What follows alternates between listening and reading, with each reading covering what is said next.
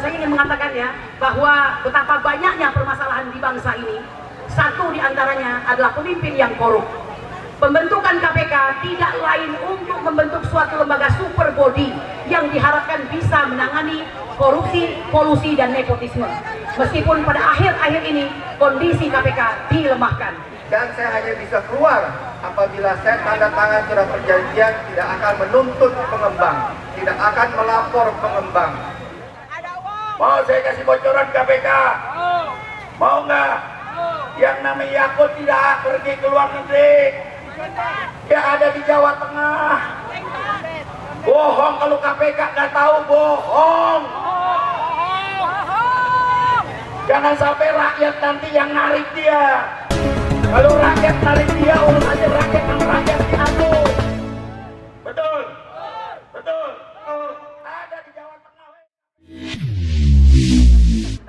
Bapak Ibu sekalian, peristiwa Banten terkait erat dengan PIK 2 dan PIK 1.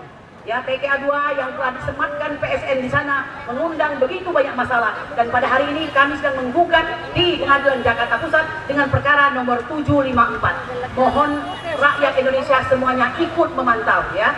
Bapak Ibu sekalian, PIK 2 mengundang sebuah tanya. Orang mengatakan jangan rasis. Siapa yang rasis? Kami tidak rasis. Mau bukti? Hari ini ternyata PIK 2 tidak makan korban rakyat Indonesia, tapi juga saudara kita yang adalah juga orang Indonesia, tapi ada keturunannya. Siapa dia? Charlie Chandra. Silakan Bang, ceritakan perihnya perasaan Anda terhadap PIK 2. Silakan. Saudara-saudara sekalian, nama saya Charlie Chandra. Saya adalah korban nyata dari Proyek TIK 2. Tahun 2013 tanah kami tiba-tiba diserobot oleh segerombol orang yang tidak kenal. Kami tidak kenal. Dan kami dipaksa jual dengan harga murah. Namun apabila kami menolak, maka mereka akan merampas, menjual, belikan itu tanah sebelum mereka beli dari kami. Dan kami sebagai pemilik akan dikriminalisasi. Bahkan saya pernah dalam tahanan Polda Banten selama 2 bulan. Dan saya hanya bisa keluar apabila saya tanda tangan surat perjanjian tidak akan menuntut pengembang, tidak akan melapor pengembang. Saya sampai hari ini tidak pernah melapor dan tidak pernah menuntut karena saya tidak percaya itu akan mendapatkan hasil. Tapi saya lihat beberapa hari ini, beberapa minggu ini KPK menangkap pengusaha-pengusaha yang sebelumnya itu disebut hebat dan tidak tersentuh. Maka saya sangat bangga dengan pimpinan KPK saat ini, dan saya ingin menawarkan data nyata, data yang dengan bukti-bukti yang nyata bahwa adanya pemain dengan oknum dan pejabat-pejabat pemerintah dengan perusahaan. Silakan Bapak KPK mengundang saya datang dan saya akan berikan data saya termasuk semua korban lainnya yang sudah memberikan data kepada saya. Terima kasih. Undang Pak, undang. Ya, terima kasih. Sayangnya singkat sekali nih Bang Charlie ya. Tapi Anda bisa menyaksikan apa yang beliau rasakan di banyak video-video yang tersebar.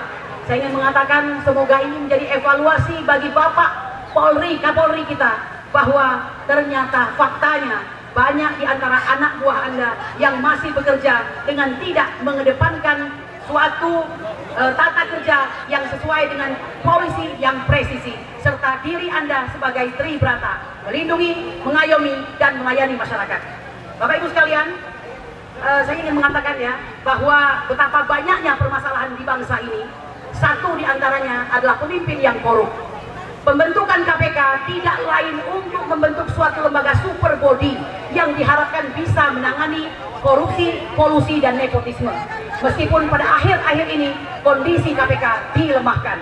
Oleh karena itu penegakan hukum kami terasa sangat berat. Kami merasa seperti orang yatim piatu yang menegakkan aturan. Susah sekali menegakkan aturan di negeri ini. Susah sekali menegakkan kebenaran dan keadilan. Kalau begitu coba kita hadirkan seorang jawara. Semoga beliau bisa membantu menegakkan kebenaran dan keadilan.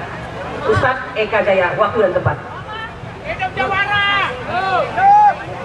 Assalamualaikum warahmatullahi wabarakatuh.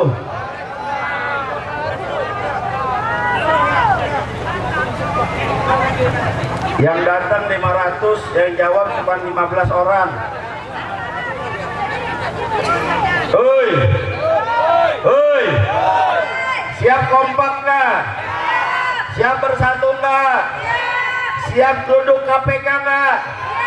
Siap ngejebol KPK nggak? Jawara makan aja diurusin.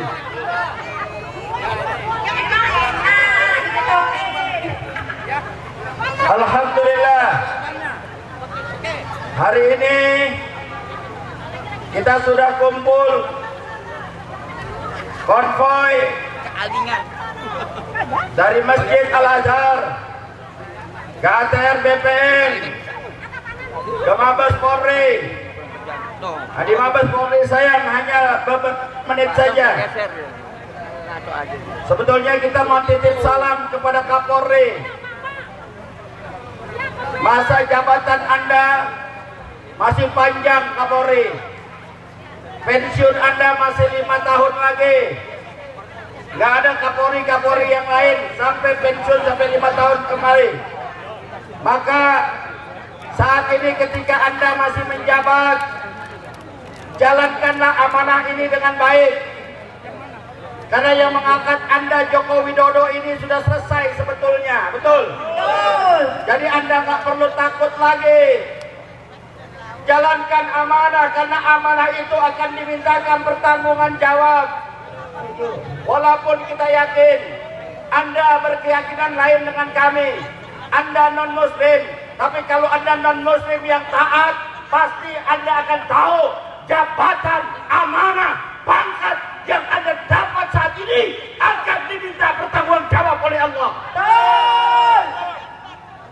Jadi Anda nggak perlu takut. Mumpung masih menjabat sebagai Kapolri, mempunyai wewenang yang amat dahsyat, nggak perlu Anda takut. Nggak perlu Anda ini takut diturunkan jabatan, karena jabatan Anda mungkin tidak akan lama. Maka lakukan yang terbaik buat rakyatmu, karena Polri lahir dari rahim rakyat sendiri. Betul. Betul. Jadi jangan sampai Polri dibenturkan oleh rakyat. Rakyat dibenturkan oleh polisi, sementara gaji kalian adalah rakyat yang membayar. Seragam kalian adalah kami yang membeli. Senjata kalian adalah kami yang membayar. Tapi saat ini kalian menjadi mitra mereka yang ingin merampas dan merampok bangsa dan negara. Sementara kami sebagai tuan Roma, sebagai rakyat, sebagai orang yang menggaji kalian, kalian tindas, kalian intimidasi, kalian lakukan penyiksaan dan lain sebagainya. Betul? Betul! Betul! Betul! Jadi saya minta kepada Kapolri, kalau memang tidak mampu mengemban amanah rakyat, lebih baik turun. Segera turun! Lebih baik mundur. Daripada semakin lama Anda menjabat hanya ingin menyengsarakan rakyat kalian. Ini yang akan terjadi. Sudah banyak kita dengar. Macan Asia sekarang sedang mengeong. Rakyat berteriak adili Jokowi, sementara dia berteriak hidup. Kan gila. Ini PA apa PA? PA apa PA? PA. Sementara dalam kongres kemarin Partai Demokrat, apa dia bilang? Kalau saya tidak setia pada rakyat, tolong koreksi saya. Rakyat ingin Jokowi diadilkan. Rakyat ingin Jokowi dipidanakan. Begitu banyak kerusakan-kerusakan yang dilakukan oleh Jokowi selama 10 tahun ini membuat rakyat sengsara. Bukan malah dieluk-elukan. Ini jangan menjadi ambigu. Jangan cuma omong-omong doang. Mau ngejar koruptor sampai Antartika, sampai gurun pasir, depan mata lu. Koruptor merajalela. Betul. Betul. Sekarang ada Danantara Ketua Danantara Ruslan Ruslani yang terindikasi pernah menyeleweng dalam TPPU. Nah, pada diam kan? Iya, betul. Pada diam kan? Coba bayangkan, ini ada rampok dikasih jabatan yang di situ banyak duit, bagaimana ke depannya? Betul. Bagaimana ke depannya? Betul. Udah ketahuan rampok dikasih tempat yang banyak duitnya, selesai ini negara. Sementara yang miskin tetap miskin, yang sengsara tetap sengsara. Mereka asik-asikan bagi-bagi jabatan, betul? 14.000 triliun. Gua minta nih. Oh, gua dia batas sih, boga. Enakan dia, kerakusan. Terus. Kita sayang sama polisi, betul. Kita sayang sama polisi, betul. Karena nggak semua polisi itu jelek, betul. Nggak semua polisi itu jahat, betul.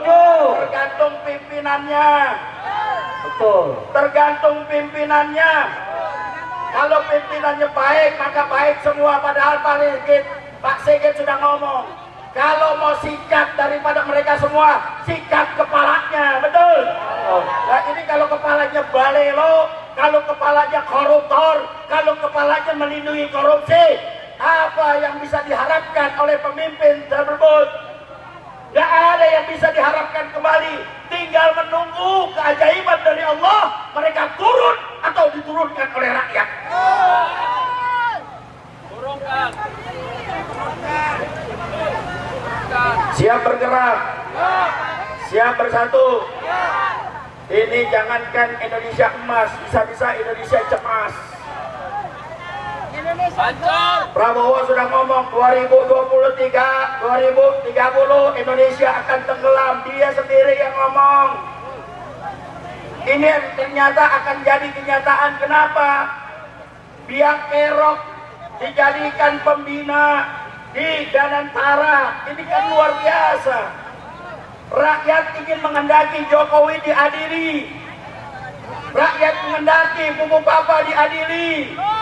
Rakyat menginginkan daripada Bobi Nasution diadili dengan korupsinya timah nikel yang kurang lebih 1.500 triliun tidak tersentuh sampai saat ini. Sementara Hasto, Harun Masiku yang ece-ece kalian kejar, sementara Yakut kalian tidak berani kejar. Ada apa? Ada uang. Mau saya kasih bocoran KPK?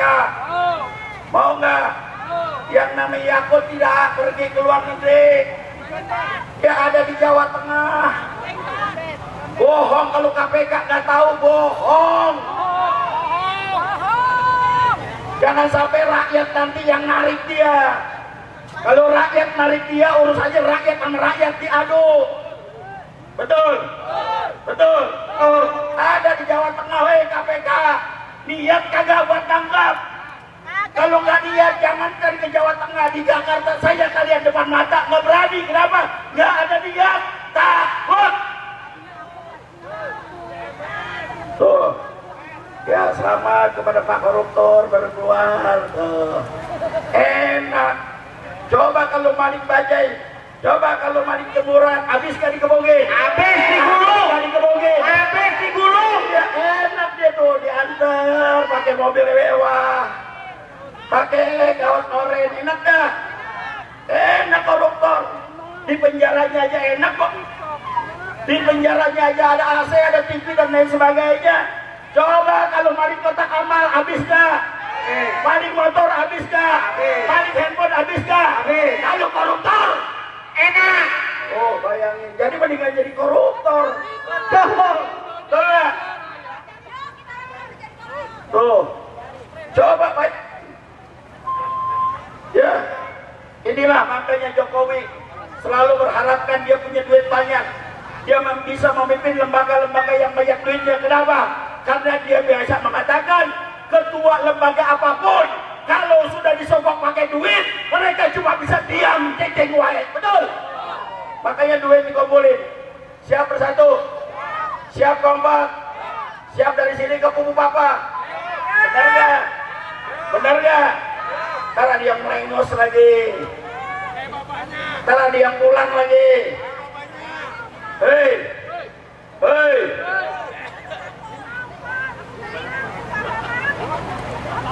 masih siap kompak, masih yang bersatu. Kita sebenarnya mau baik-baik aja ke KPK, betul. Kita mau nyerahin daripada Jokowi dan Bu Diana itu, daripada KPK kagak berani, kita yang ngangkep dah. Itu tapi nggak diterima katanya.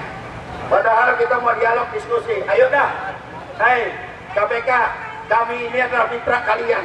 Kalian adalah kami yang gaji, maka kami berhak untuk kerjasama dengan kalian untuk menangkap para koruptor-koruptor yang depan mata kita yang sudah menjesarakan kita. Ini saya, terima kasih. Assalamualaikum warahmatullahi wabarakatuh.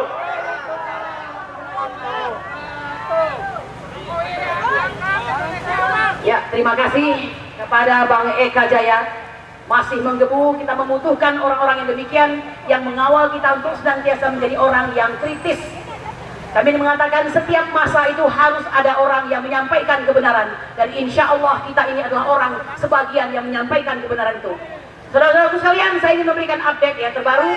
Kita sudah mengetahui bersama Lurah Kohot dan sekdesnya telah ditangkap oleh Kepolisian Republik Indonesia walaupun terasa sangat lamban.